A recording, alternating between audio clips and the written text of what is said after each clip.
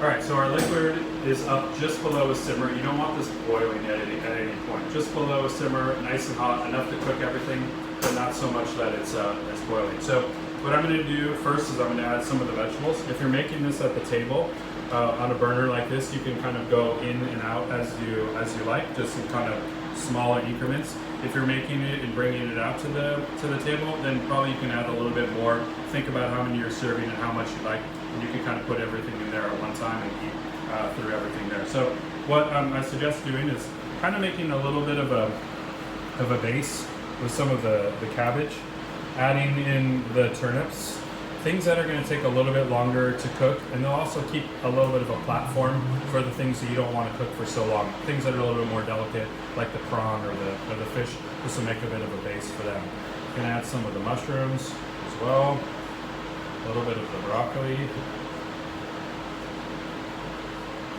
some of these beautiful greens, some of our onions.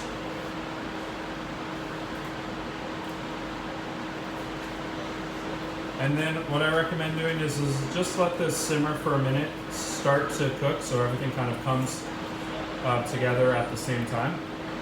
I'm going to move a little bit faster here for the purposes of the video. And then you can start laying in some of your pork belly, some of the meatballs, let them absorb all this delicious liquid. Some tofu. Few of the clams, and I add the prawns and the fish last because they're a little bit more delicate. I mean, we don't necessarily want them to cook quite as long, so I kind of put those at the top. So basically what you're doing here is just like looking for these to cook through, and as you like, take them out into your bowl. You can use some chopsticks to move things out. You can also use a ladle like this to take things out.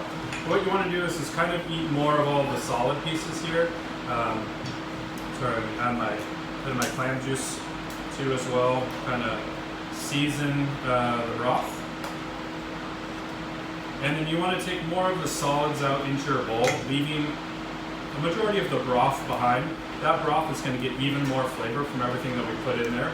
And at the very end, after you've eaten everything that you want to of all the vegetables and the fish, we're going to make what's called the shime.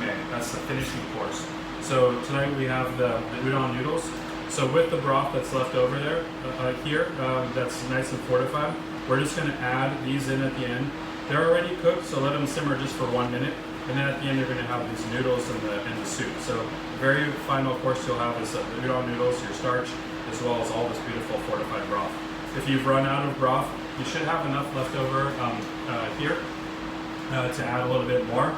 And also you have this egg. So this has been cooked for 15 minutes very gently. And so in the end or at any point along the way, you can just crack this egg right into your broth. I like to have it with the broth and the udon noodles and a little bit of egg at the end. And let that lightly simmered egg kind of be this really nice drinking broth. So that's everything for our Chanko Nabe. These things you can just enjoy on the side with it and just have fun tonight. Thanks so much.